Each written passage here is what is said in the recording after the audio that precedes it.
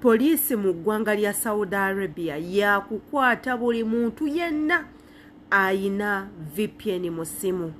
Kabaka we Saudi Arabia omupya aliko awadde ekiragiro buli muntu yenna akwatibwa nga ayina VPN mu ssimu nga wagi installinga teri kubuuza kigambo kyonna, teri kusaba ansa yonna.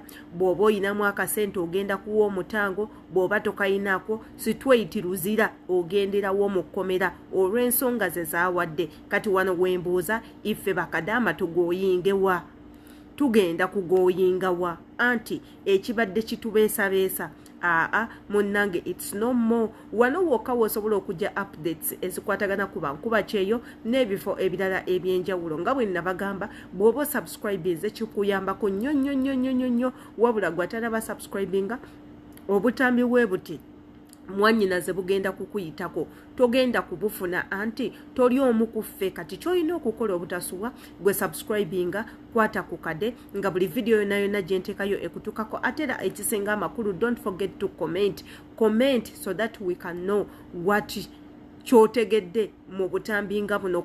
Your comments are very useful to others. Mulimu abazisomamu nabo ne bafuna amagezi nga gwe goyina. Jangu tubeere wamu. Kaakati nno nga sibarwiseeyo kansooke mbatwaleko mu mawulire agazze gayitingana munnange engeri gye bagenda tukolako emikolo eri mmwe mwena abakozesa VPN. Ate era tubeere nga tukomawo. هذا VPN كثير مشكلة الحين. شرطة تشيك اي مكان تشيك، يمسك جوال حصل هذا VPN موجود موبايل، بعدين 100,000 ريال 1 سنة سجن كلبوش. شرطة تشيك الحين اي نفر عمال سواق سعودي اجنبي كله نفر ديليت. اوكي bannange buli alina VPN mu ssimu agijjemu ng'oli Saudi Arabia. Bali bakwata, bali kubakwata fayini yakakadde kalamba bakukutiika kukozza Uganda. Bannange muggyemu VPN. Nze bangaana dda okujja kwa live z'abantu era sijja. VPN olwaliro ngezezzaako VPN emu. VPN yanjye mbadde nkozesa eganya okuconnectinga ne downloadinga VPN endala neekola, naye kati baana mmwe muwulire. Muggyemu bannange ng'okyetaaga akalimo okugyamu VPN mu ssimu, mugiggyemu bannange VPN.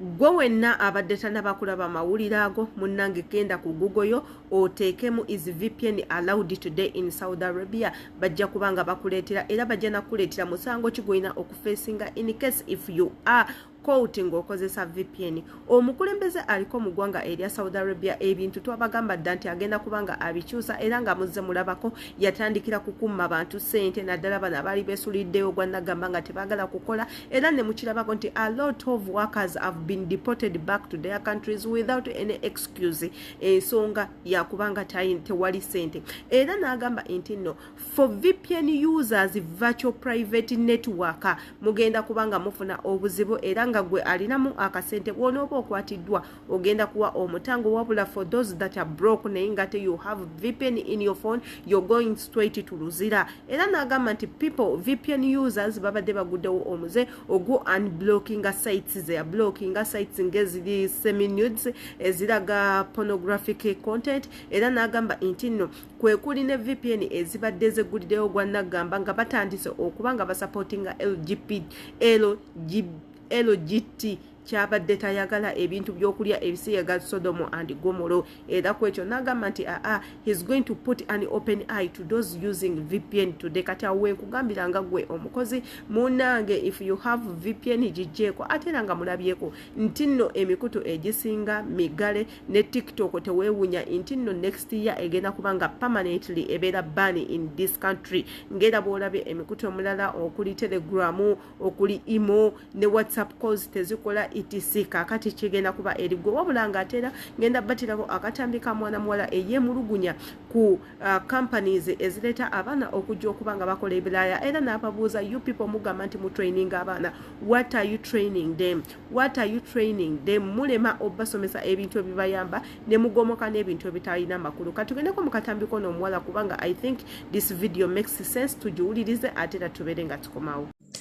Eno video yange egenda eri abantu abakozesa bakadama training nga bakyali Uganda oba agent oba ba office mwenna abakozesa bakadama training mumba training so that basobola okutuuka eno nga buli kimu bakimanyi muba training biki oba just mbakuumira eyo mu myezi 3 ageze mu training olw'okuba yakuwa passport ye omukuumira awo mu driving okutambula so that aleme na kujjako passport ye kugitwala ku company ndala wako muntu mulala asobola omutambuza amangu muba training biki abaana be mu training nga bafala bwe menfula nti mukozesa training tebalina kye bamanyi batuuke na bawalabu ne babajoga tebasobola kwerwanako basirusiru bazunze mu nsi bakyusiza ebiyumba sente zibalemye okukola naye nga bakola training muba training biki muba training ku smiling Eva mukama wako labe ngoina smiling face simanyanga muba training speed mukama wako akuyita ne wobolya ne wewa webase doka kikome mukama wako isoba wekona muba training biki muba training fashion mbokwala buli fashion okakasa kadama go training go gamba fashion zobuli yagenda kukola muloji tuuke no kadama yayita mu training nga tayina kyamanyi nga fala nga tasobola mirimu tasobola kwerwanako tasobola kwogera na mukama we bamuyisayo ne tasagamba nti bannaye empisi wawe mukama wange empisi wawe mu nsonga eno neno nedda muba training kukebera mu biyugombo mukama we amala okuna bagenda okebembo kiyigo bakirese kiyonjo ontegedde mukama we amala okusanirira enviri mu kisanirizo bye mba training okasale bagenda okukola eno lwaki kale mbate mubuliddwa ebyokuba training mubayigiriza oluwalabu ojja omwana ekyannamukaaka tamanyi luzungu waakiri muyambi abenga azeno ng'alinamu ku luwalabu lw'amanyi so that asobole okwanguyibwa nedda bakadama mwiko okubayigiriza okwerwanako mugambe ensonga yonna oyina gimala na mukama we yogera naye nti mpisiba bubi sifuna mmere siwummula ng'oyogera ku maaso ne mukama wo mwe mukola kimu kyakuba training mbo manamba g'amasimu bw'ofuna obuzibu kuba kweno simu okakasa enamba gye wawa Kadama okubako esobola omuleetera emmere nga tebamuwadde kyaggulo n'emuwa ekyeggulo tebamusasudde asobola okukubira n'ojja n'omuwa omusaala gwe muba training biki nga bafala sente nga zibalemye okukola abaana bayise mu training ne mukwata abaana 100 ne mubakozesa training emu azifu bagenda kukola mu kiyumba kimu ebiyumba byanjawulo abantu banjawulo n'emirimu gyanjawulo bw'oba Kadama muyigiriza okugolola abaaya nti ogenda kukola gwa kugolola abaaya zino gigolole nga tonnava Uganda bayigiriza okugolola amakanzu nti ogenda kugolola amakanzu ekanzu yiyo giyigo gigolola naye batuuke eno mbo ffe baatu traininga mukama wo olina okumutya olina okumuwa ekitiibwa omwana w'omuwala butagambaako kyakutuma kyokola kyetaagisa n'ekiteetaagisa kyemubalukubiriza nti ogenze kola n'olaba Kadama ayise mu training ng'omwana w'omuwala bwe wa myaka 3 amulika amukuba naye nga Kadama anti bamugamba omwana w'omuwala bwe tomugambako ali awo amukuba mpaka omwana waanaakoowa okuba atambula agenda naye nga kikadama kikalula bukanuzi maaso bye mukozesa training bye mbabulya nga mubatutte okukola training oba just mubagiyingisa so that basobole okugula obudde nga temunnaba batambuza bye mutendeka bakadama si bye biri eno yensonga lwaki eno waliyo aba PhD waliyo simanya aba diploma ba certificate simanya degree byonna biri eno oba wasoma oba tewasoma yensonga lwaki nkugamba nti training is zero nothing teyina kyegatta ku Kadama okujjako okumusiriwaza okumugjamu amagezi amazaala agawula nti banyimye emmere kangende njimusabirwa mpaka mwamuwa nnamba ya simu nti bwe bakuma emmere kuba ku nnamba y'essimu ayishuwa Kadama nadda ku social media n'akola video banyimye emmere azifu waliwo agenda okufa ku social media agenda amuwa emmere oyina kwogera na mukama wo nakukala maaso sifunye emmere yonna agisenya agitutte kwate sowaani yo gimugobereze ebyo bye mulina okubagamba okwerwanako mubasomesa ebintu ebibatagenda kukola eno ebiteetaagisa. Singa kwali kuba na knowledge okujja eno, singa abadiguli be bajja eno nga ffe abataasoma twasigalayo. Training ze mukozesa bakadaama tezimatali nga mubamalira budde. N'olaba Kadama yakola training bannange nga tasobola na kusaba musaala gwe. Bamumye omusaala gwe akubira agent, simanyi akuba ku office, simanyi akubira ku nnamba ya simu gye baamuwa. Byebyo bye mubayigiriza. Abakozesa bakadaama training nga mujja eno mubayigiriza biki?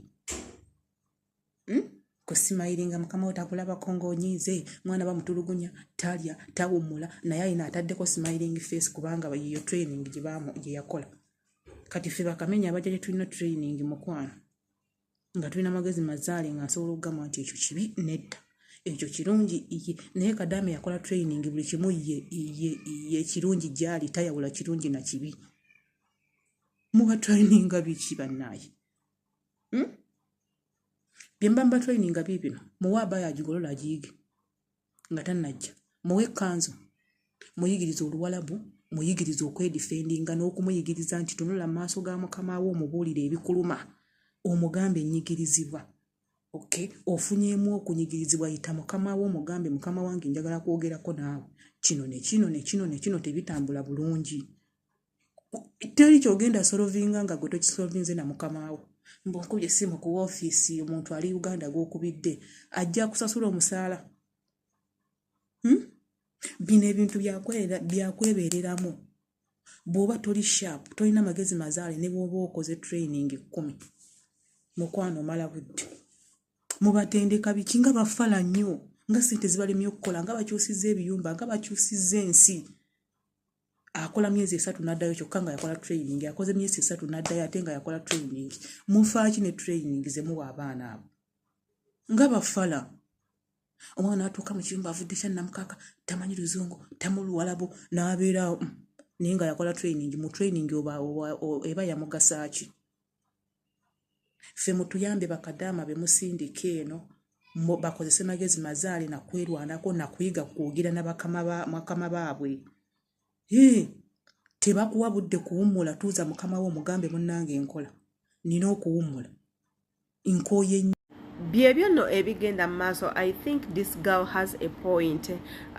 Companies ezireta abaana ebulaya, you do say nti no, you train these girls for a better, for a better work or to better their lives before coming. Naye njagala okubajjukiza that things that you do training them are not important, they are not necessary. There are certain things that are do necessary that you have to teach these girls before coming here. Ensonga ng'ez'okubba mubagambe banange, stealing is not bad. Ensonga ngeza hygiene, ensonga nga respect, n'ebintu ebirala omugambe if you do this and this where you are osobola okufuna ekizibu. Bwe bakukwata nga webase ne bawa mukama wo asobola okukuta, oba basobola okusiba, oba basobola okukola ekintu ekyawe. Bakwata ng'obbye mubasomese ku mateeka g'eno nti basobola okutemako omukono, basobola okugjamu eriiso, basobola okusalamu olulimi, basobola okukola ekintu kyonna. Mubasomese ebintu ebyenjawulo ebigenda okubayamba okwekuumira ku byeyo, ate era basobola okukomawo nga balamu bulungi nga tebalina buzibu bwonna. Naye mubasomesa ebintu by'ekisiru, olweyo baluyitawo bati, oluggi baluyitawo bati, ekikopo we bati, madamu wakuyita ddamu booti n'ebintu ebirala, ebintu ebitagenda kubanga bibayamba. Yenze Sheila Adita kamanye endowooza yo katambi nga kaneeno nga weeyambisa comment. The comment box is ever open for you people so that you leave your comment. We love your comments and we do respect your comments kubanga in your comments we do learn a lot and a lot of stuff that we don't know or some things that we did not speak out. Mutuyambako okubanga mubiteekawo waneeno and it reminds us nti banage there is this and this, and don't forget there are people that do learn from your comments also. Nti ogenda kuteekawo comment omuntu agisomemu naye obwongo bwe bubeere nga bugguka. That's why I tell you before doing anything, listen to the video, watch it, give it a like or a thumb up, give me a heart, atera nga sign of appreciation, atera you leave your comment. Naffe tubeereyo nga tugisomako tumanye nti no you do exist. Yenze Sheila Adita imbagala nnyo, see you tomorrow.